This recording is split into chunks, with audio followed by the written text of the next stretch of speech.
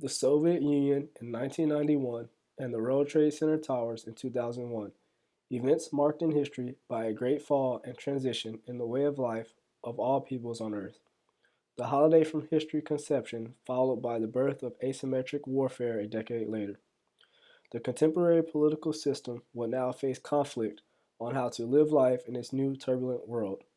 Tackling this question from the realist and liberal perspectives, we attempt to explain the thoughts by which our world revolves today.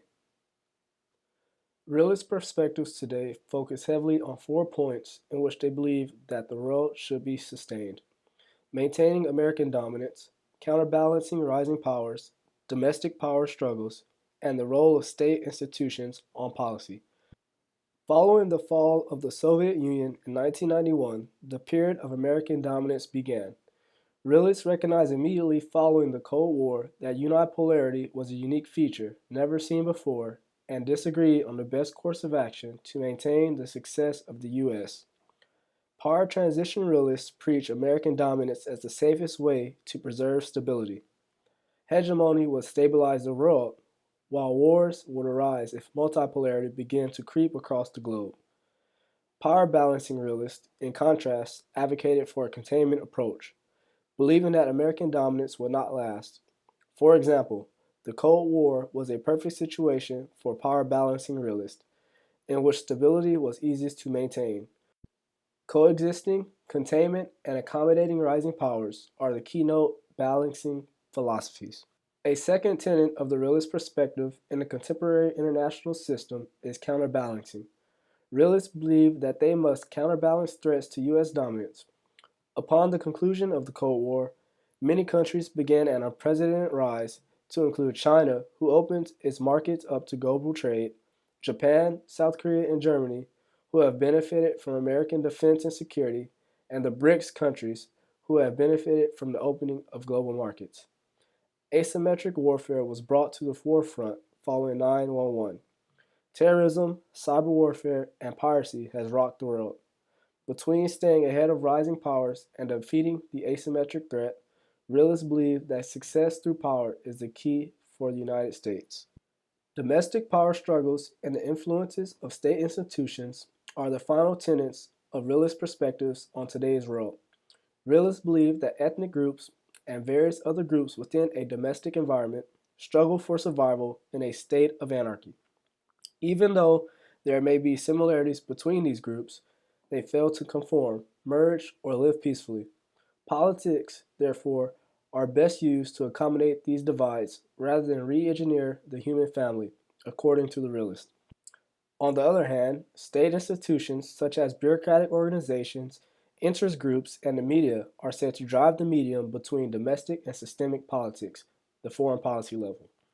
With all these institutions vying for power, realists understand that foreign policy making is not rational, yet advocate an approach as if the decision making is rational. What about the liberal perspective? Recall that the liberal perspective focuses in on institutions, diplomacy, and cooperation. How is it displayed in contemporary international relations? You can see the liberal perspective in global institutions built since the Second World War.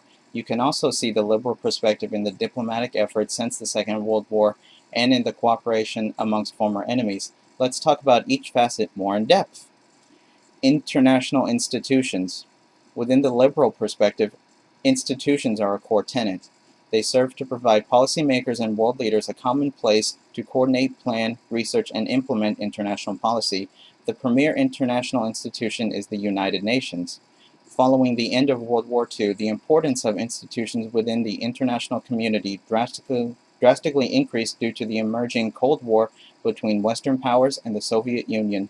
It was because of these institutions that allowed the Western powers to maintain world order during and after the Cold War. In contemporary international relations, the importance of institutions has continued to meet the challenges of today's world.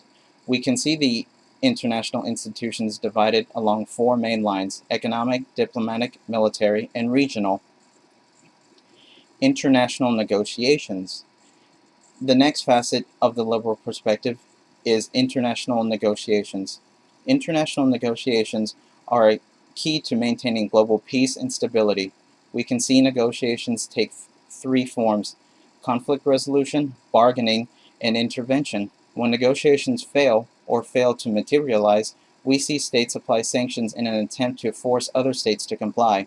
Lastly, if negotiations fail and sanctions fail to force the state to comply, then war is the last course of action. War is not an ideal condition within the liberal perspective. However, if deemed necessary, war can be justified within the liberal perspective. International law. Lastly, within the liberal perspective is international law. International law provides the framework for how we view international norms, what happens when states break international norms, and to settle international disputes. Enforcement of international law is key to maintaining democratic order and the rights of citizens on the international stage. We can see enforcement take three forms: either judicial rulings from international courts, sanctions from international institutions, or law enforcement via international institutions.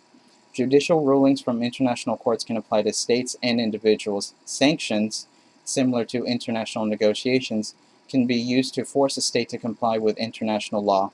Lastly, law enforcement via international institutions can issue warrants for individuals wanted by host governments.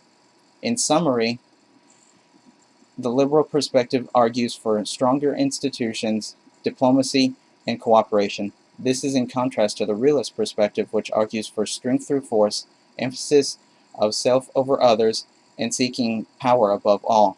Furthermore, the liberal perspective does not see international relations as a zero-sum game. The liberal perspective leverages strong institutions to reinforce diplomatic actions and foster cooperation.